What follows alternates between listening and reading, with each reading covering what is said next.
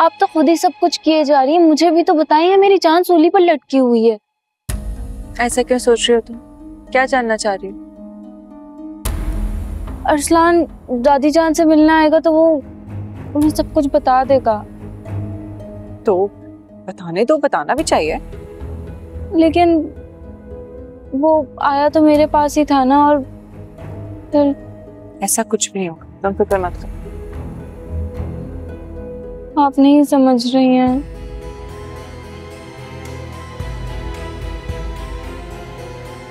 सोनिया, अरसलान आया था ना गेट पे, मिला था ना तुमसे? सच है ना ये बात? नोट्स देने आया था, बॉक्स दिया था और देकर चला गया था जी। और यही वीडियो रफत भाभी ने देखी है। पर वो है तो गलत ही ना। देखो सोनिया, गलती की है तो ओन तो करना पड़ेगा ना। बड़ी बुराई से बचने के लिए अपनी छोटी सी गलती को एक्सेप्ट तो करना पड़ेगा सोनिया। जितना आसान समझ रही हूँ उतना आसान नहीं है। तुम फिक्र मत करो, इंशाल्लाह सब ठीक होगा। क्या होगा कैसे होगा इस बात की फिक्र तुम मत करो, मुझ पर छोड़ दो, मैं हूं ना। करने दो अरसलान को हमारी जान से बात, कुछ भी नहीं होगा, बेफिक्र रहो। कुछ नहीं होगा सोनिया, कुछ नहीं होगा। तुम क्यों फिक्र कर रही हो? मैं हूं जब।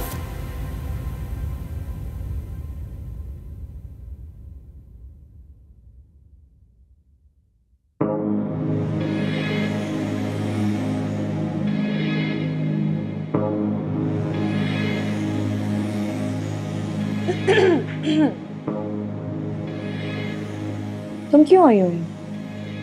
क्यों, मेरा किचन में आना मना है क्या? लेकिन अभी मैं खाना बना रही हूँ, तो तुम क्यों आई हो? मैं देखने आई हूँ कि आप क्या बना रहे हैं। हाथ नहीं लगाना है ऐसे। क्यों? हाथ क्यों नहीं लगा सकती? ये मेरा खाना है, मैं अपने लिए बना रही हूँ इसलिए। आपका खाना अलग। कोई खास वजह इसकी? हेल्थ कंसर्न्स है ना, इसलिए। माना कि अपनी हेल्थ का आप बहुत ख्याल रखती हैं, लेकिन मुझे अपने खाने के बर्तन को हाथ तक लगाने नहीं दे रही हैं आप। क्यों? क्या मेरे हाथ नापाक हैं? तुम्हारे हाथ खतरनाक हैं। क्या मतलब है इस बात का? मुझे क्या पता कि तुम मेरे खाने में कुछ मिला दो, फिर क्या करूंगी मैं? भाभी, मैं ऐसा क्यों करूंगी? ताकि मेरी औलाद ना हो सके, ताकि मेरी प्रेगनेंसी में प्रॉब्लम्स हो सके, इसलिए। इल्जाम लगा रही हैं आप मुझ पर? इल्जाम लगा रही हो? मेरी शादी खत्म करने के लिए क्या कुछ नहीं किया है तुमने। क्या पता तुम ये भी कर सको। बगैर सबूत के कुछ ज्यादा ही जहर उगल रही हैं आप। सबूत तो मैं ढूंढ ही नहीं रही अब भैया, वो तो तुम्हारे सामने लाके रखूंगी मैं।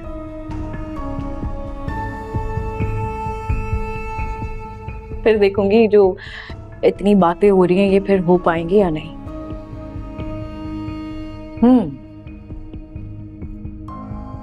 देखते हैं।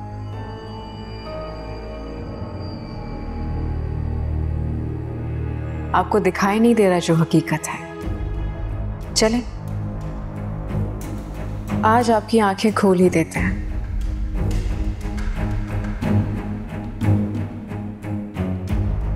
लगाए क्या करूं उसका? एहतियात से सुनना है, दीवारों के भी कान होते हैं।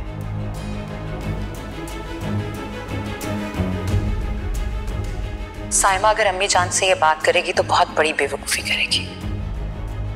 अम्मी जान उल्टा उसे ही झिड़क देंगी। अम्मी जान वो ही मानेगी जो मैं कहूंगी।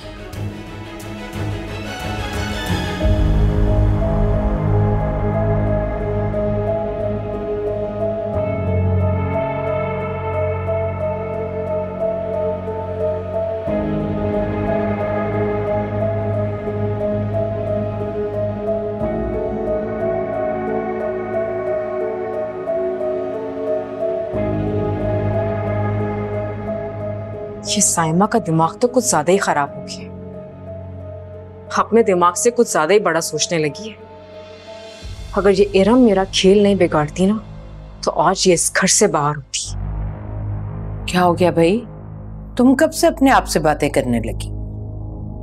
नहीं, वो पता नहीं कुछ सोच रही थी वैसे।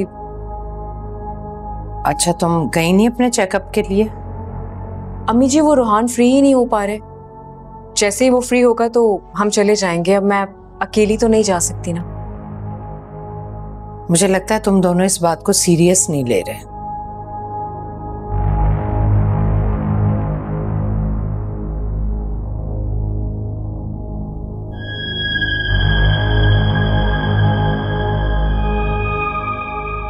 बहुत जल्द फारिग कर दूंगी आपको इन फिक्रों से।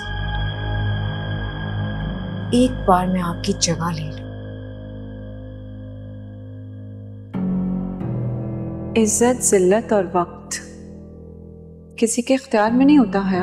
किसने किस मकाम पर इज्जत के साथ कितनी देर रहना है, इसकी फिक्र आप मत करें, कि बस की बात नहीं है। वैसे अपने आप को बहलाने के लिए तुम खूब अच्छी बातें कर लेती हो। रहम आता है मुझे तुम। रहम, बिग वर्ड। प्लीज है, ऐसे अल्फाज इस्तेमाल मत किया करो जिसका मतलब तुमने कभी सीखा नहीं।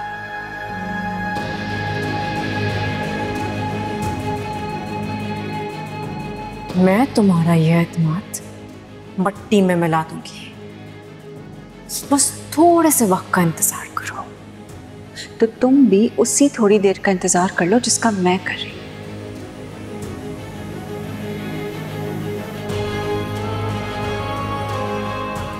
मेरी शादी खत्म करने के लिए क्या कुछ नहीं किया है तुमने। क्या पता तुम ये भी कर सको ताकि मेरी औलाद ना हो सके।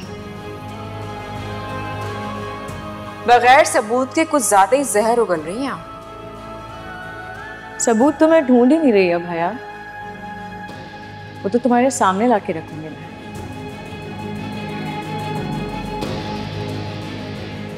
फिर देखूंगी जो इतनी बातें हो रही हैं ये फिर हो पाएंगी या नहीं।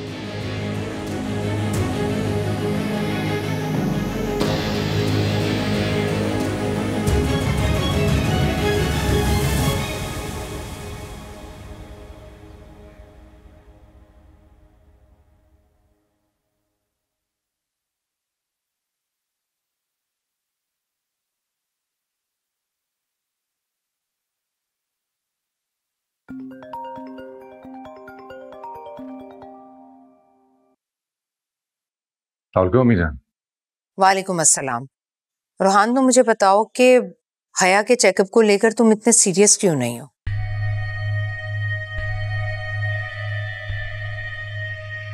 मेरी हया से बात हुई थी, वो कहने लगी कि मैंने तो रोहान से कहा है लेकिन वो जरा मसरूफ है। अम्मी जान, वो हया कह रही थी कि वो तो कुछ दिन में खुद ही चली जाएगी चेकअप के लिए। देखो बेटा, औलाद का होना ना होना अल्लाह की देन है, वो जब चाहेगा दे देगा। लेकिन अगर किसी बात का बरवक्त पता चल जाए तो वो ठीक तो किया जा सकता है ना। जी जी अम्मी जान, आप बिल्कुल ठीक कह रही हैं।